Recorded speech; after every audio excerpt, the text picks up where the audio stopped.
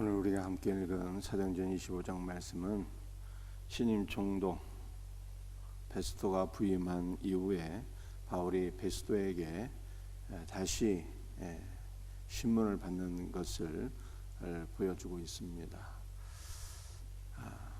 베스토가 바울을 신문할 때 아무 죄가 없는 것을 알았으나 유대인의 마음으로 보자 하여 네가 예루살렘에서 다시 한번 신문을 받고자 하느냐 이렇게 말하게 되는데, 이것은 바울에게는 매우 위험한 일이었어요.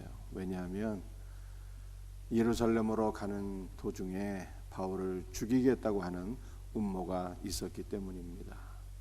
그래서 바울이 자신의 위험을 직감하고 가이사에게 상소를 하게 되죠.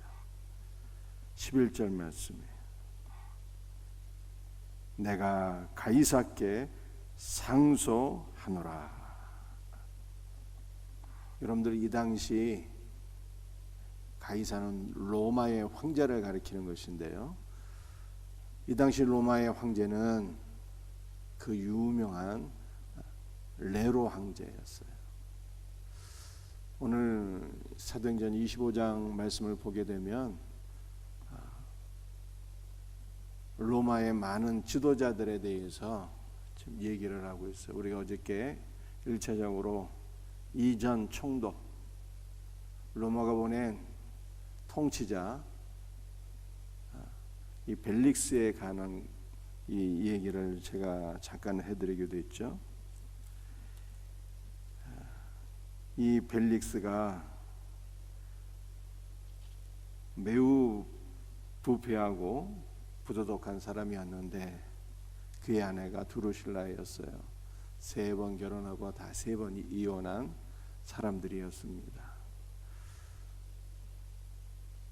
그래서 이 부패한 지도자들에게 바울이 하나님의 말씀을 직격탄으로 날리게 되었는데, 의와 절제와 심판에 대해서 말씀을 증거했어요. 또 사도행전 오늘 25장 말씀을 보게 되면 바울이 로마의 가이사께 상소하노라 이렇게 얘기했는데요, 이 가이사는 바로 네로 황제라고 제가 말씀을 드렸습니다. 이 네로는 완전히 광인, 미친 사람이었어요. 처음에는 정상이었는데 나중에는 완전히 미친 사람이 됩니다. 로마의 대화재 사건을 기독교인들에게 뒤집어 씌우고 많은 사람들을 죽게 하죠. 얼마나 많은 사람들이 이 네로에 의해서 죽임을 당하게 되었는지 모르겠습니다. 이 네로 황제 때 기독교의 엄청난 대박해가 이루어지게 돼요. 많은 사람들이 원형 경기장에서 맹수의 밥으로 죽어가는 모습을 바라보면서 네로가 그것을 보고 즐기고 점처럼 미쳐가게 되었어요. 이 네로가 얼마나 광인이었는고 하면은 참으로 입에 담기도 끔찍한 일들을 하게 됩니다. 이 네로의 엄마가 1차적으로 상당히 문제가 있는 여자였어요. 그래서 제가 어저께 제자반에서 이런 얘기를 했는데요, 부부가 온전히 믿음 안에 서 있으면은 자녀들은 문제가 있을지라도 반드시 회복되는데, 부모의 믿음이 흔들리면은 자녀가 믿음이 올바로 성장하기가 어렵다라고 하는 것을 잠깐 나누었어요. 믿음은 하나님과 우리와의 관계에서의 1대1의 관계이지만 어떤 면에서는요, 신앙, 이 믿음은 영적 유산이거든요. 부모의 믿음이 중요한 거예요. 이 네로 황제의 엄마가 상당히 문제가 있는 여자였습니다. 다 얘기할 수가 없어요. 이 네로와 네로 엄마가 얼마나 악한 사람이었는가 하면은 네로는 자기 엄마와 성관계를 하게 됩니다. 그리고 자기 엄마를 죽게 해요. 자기 엄마를 살인합니다. 엄마를 죽인 아들이에요, 네로가. 이 정도로 미친 광인입니다. 베스도에 이어서 로마의 또 다른 지도자들이 이 아그리빠 왕과 버니게, 이 아그리빠 왕이나 버니게는요 로마가 세운 지도자들은 아니고 헤롯 가문의 사람들이었어요. 이 헤롯 가문에 속한 아그리빠 왕과 버니게가 바울을 또 신문하게 됩니다. 그런데 로마의 통치자들만 악한 것이 아니라 이 헤롯 가문에 속한 사람들도 엄청 지저분한 사람들이었어요. 아그리빠와 버니게는 친남매지간이에요. 친남매지간. 그런데 이 버니게는 이미 이전에 2번 결혼하고 이혼했는데요. 바울을 신문할 당시에는 자기 오빠와 함께 살면서 불륜 관계에 빠져버린 여인이었어요. 친오누이가 불륜 관계. 그러므로 사도행전 24장, 25장 말씀을 우리가 읽어보게 될 때 하나의 결론을 얻게 됩니다. 어떤 결론이 나올까요? 예수님 없이 돈과 권력을 갖게 되면 어떻게 될까? 예수님 없이 돈과 권력을 갖게 되면 타락의 정점으로 나가는 거예요. 예수님은 없는데 모든 것이 다 있어요. 예수님은 없는데 모든 것이 다 있어. 그러면 그 사람이 거룩하게 되는 것이 아니라 더 많은 죄를 지을 뿐이다 라고 하는 것을 성경이 말씀하고 있어요. 그러므로 예수님 없이 모든 것이 다 있다, 이거는 복이 아니라 저주인 거예요. 오히려 심판의 빌미가 되는 거예요. 하나님께서 최후에 우리에게 물으실 거예요. 너는 내가 이렇게 너에게 많은 것들을 맡겨주었는데 이것으로 무엇을 하다 왔느냐?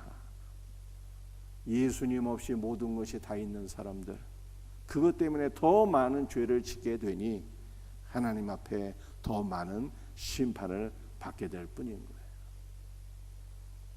그러므로 우리는 무엇을 위해서 기도해야 되는 것입니까? 예수님 없이 다른 것을 다 소유하게 되면 그것이 절대로 우리에게 복이 되지 못함을 깨달아서 먼저 구하고 사모해야 될 것이 있으니 그것은 바로 예수 그리스도예요. 예수 그리스도로 충만해지게 될 때 우리의 삶이 비로소 변화되는 거예요. 의도, 절제도 오직 예수 안에서 이루어지잖아요. 칭의도, 변화된 삶도, 절제하는 삶도 오직 예수 안에서 이루어지는 거예요. 그러므로 오직 예수 충만할 수 있기를 주 예수의 이름으로 축복합니다. 사도행전 말씀을, 로마서 말씀을 보게 되면 바울이 무엇을 말씀하고 있을까요? 만물이 하나님의 자녀들이 나타나기를 간절히 고대한다, 이렇게 나와 있어요. 만물이 하나님의 아들이 나타나기를 간절히 고대한다. 이 말씀을 우리가 두 가지로 해석할 수가 있는데요. 만물이 하나님의 아들이 나타나기를 소원한다. 첫 번째는 예수 그리스도의 재림을 소망한다는 거예요.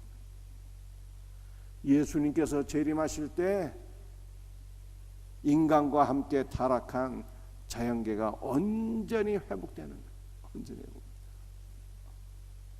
온전히 회복되어서 그분을 더욱더 찬송하고 그분을 위해서 존재하게 되는 것이죠. 그러므로 만물이 하나님의 아들이 나타나기를 간절히 소원한다. 그분을 위해서 존재하고 싶어서, 그분의 영광을 위해서 쓰임받고 싶어서. 그런데 이 만물이 하나님의 아들이 나타나기를 간절히 소원한다, 이 말씀의 두 번째 의미는요, 저와 여러분이 하나님의 아들로 나타나기를, 저와 여러분이 하나님의 아들로 온전히 조성되기를 바란다는 거예요.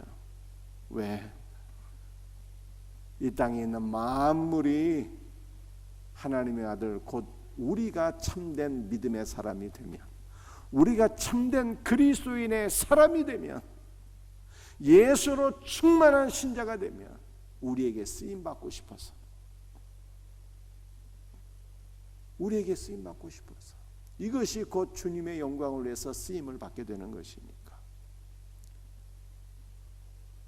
사랑하는 성도들이여, 저와 여러분이 참으로 하나님의 자녀로 조성이 되면 그때는 모든 것이 우리를 위해서 존재하고 모든 것이 우리에게 쓰임을 받기를 원한다고 성경에 기록되어 있어요.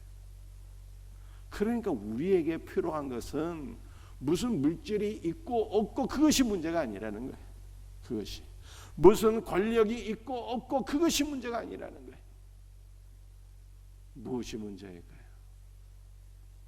내가 예수님 만났나 만나지 못한가, 내 안에 예수님이 계신가 안 계신가, 내가 예수로 충만한가 충만하지 못한가, 이것이 문제라는 거예요. 예수님이 없는 인생은 모든 것이 다 있으면 그것 때문에 망하고 그것 때문에 더 큰 심판을 받고, 예수님으로 충만하게 되면, 예수님으로 충만하게 되면 세상 만물이 우리를 위해 쓰임받기를 원한다고 성경에 말씀하고 있으니, 중요한 것은 예수님이 있냐 없냐예요. 더 근본적으로 성경은 이렇게 말씀하고 있죠. 아들이 있는 자에게는 생명이 있고 하나님의 아들이 없는 자에게는 생명이 없느니라. 아들이 있어야 생명이 있고 구원이 있는 거예요. 그런데 아들이 있고 없고는, 생명이 있고 없고를 좌우하지만 한 걸음 더 나아가서 아들이 있으면 세상 만물이 저와 여러분을 위해서 쓰임받게 되는 거예요. 진실로 그렇습니다. 그러므로 다른 그 무엇을 구하지 말고 오늘 이 새벽에도 예수 그리스도를 구하고 예수 그리스도로 충만해서 참된 믿음의 사람이 되어 하나님 앞에 쓰임받는 자가 되기를, 거룩한 삶으로 나갈 수 있기를, 참으로 의와 절제와 거룩한 삶으로 나갈 수 있기를 주 예수의 이름으로 축복합니다. 기도하시겠어요?